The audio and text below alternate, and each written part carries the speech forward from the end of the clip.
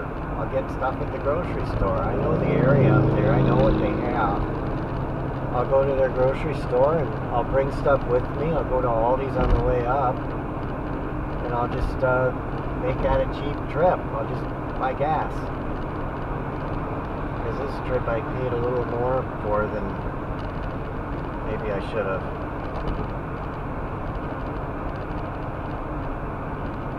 So, but I had a good time. 28 miles to Tomah, so we're less than an hour. Less than an hour's worth of 60-mile-per-hour time.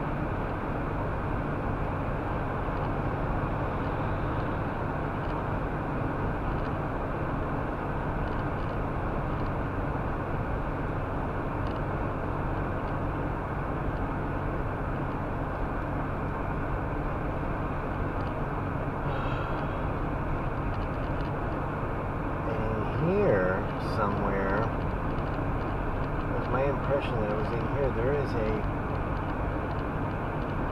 hole in the ground on one of these hills that the air coming out of it is cold. Even now, in the middle of the summer, it's cold. And they put a thermometer on it, and it was like in the 20s or something, in the middle of June or July. And it's got a whole different ecosystem around it because of that. There's different plants that go around. It's like a hole in the ground. And it's cold. You could put pop in it and probably freeze it. You could put food in there and it would keep it cold in the middle of the summer. Or in the entrance. Not that people do that. It's in an out of the way area. And it's my impression that it's in this area, but maybe to the south a little, that it's on one of these hills, like at the lower part, and somehow the air comes down, and when it comes out, it comes back up again out of this hole. It's cold. I don't know how that could be, how that would work like that. There's some kind of fluid mechanics that I don't understand. I mean, refrigerators make things cold too. And there's something there.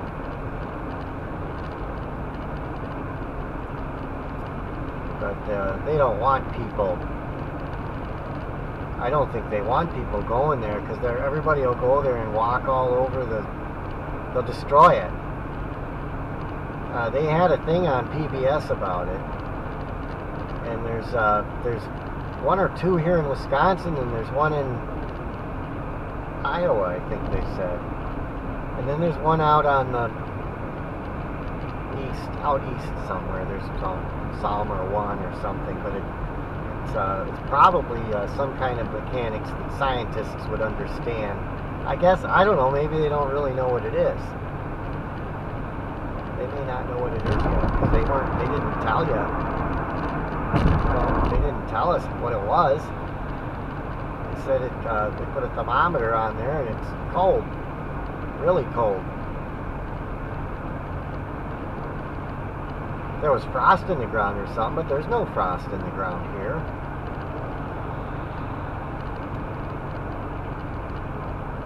Up in Canada, you'd expect something like that, where you got cold coming out of the ground, because they might have permafrost. Something like that. I don't know what that would be.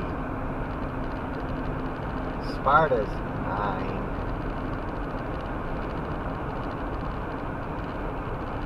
I think I'll do that some other day, the Sparta trip.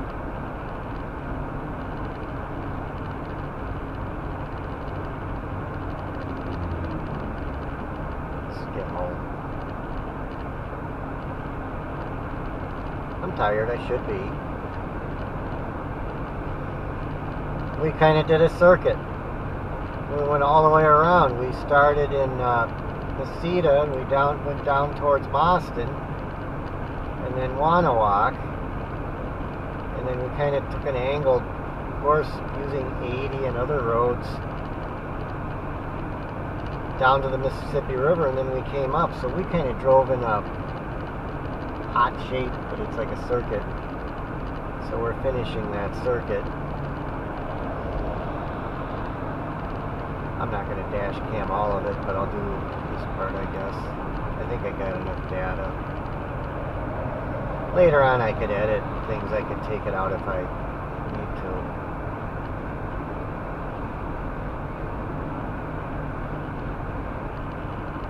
We have 343.3. Isn't that something that it came up with that? 343.3. Just looked down as I was saying it. And 343.5 miles since I left home.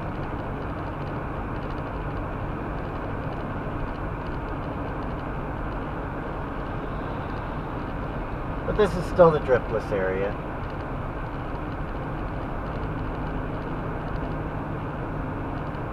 Seems to me that it was like maybe with that stuff that's cold, you had a hollow spot or a cave or something, and the air came down from up high, descends through that chamber, and then it just comes out of the ground.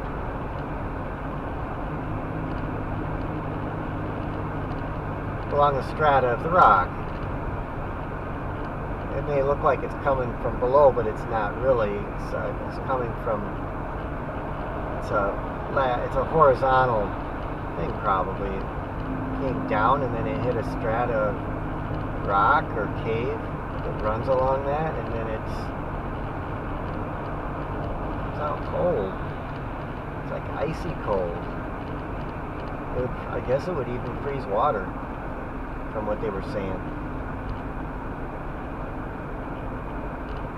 If they could figure out how that works, maybe they could make something that would refrigerate, act as a refrigeration.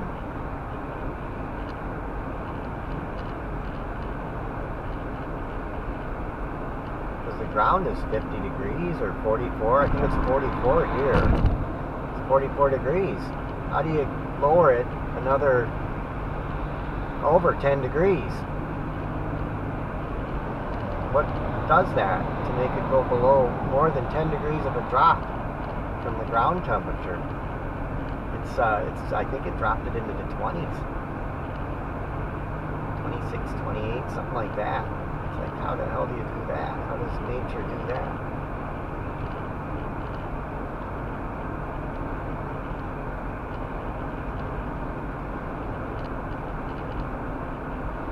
That would be neat to see that.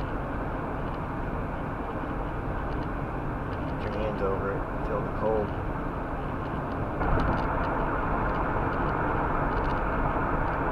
But it has its own ecosystem. There's plants around it that thrive on a cooler environment. Even when it's real hot out, that's air conditioned there in the area. It's cool air coming out of that. It's cold air.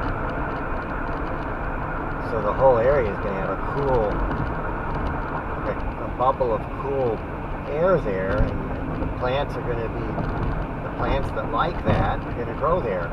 It's going to be stuff that doesn't even grow in the general area here. It's got its own area, ecosystem. That was on PBS, I don't know, a few years ago.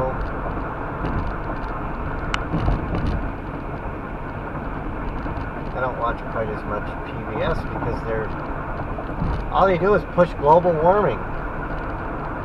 They're gotten into this political agenda. It's the elites are using them and they're destroying their credibility. They have a lot of good there, but the elites are really trying to use them to get people to think the way they want them to think. And I don't really care to watch it if they're going to do that.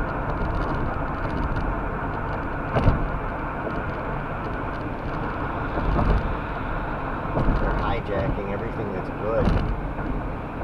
I mean, they probably always did control it to some extent. Now they're desperate.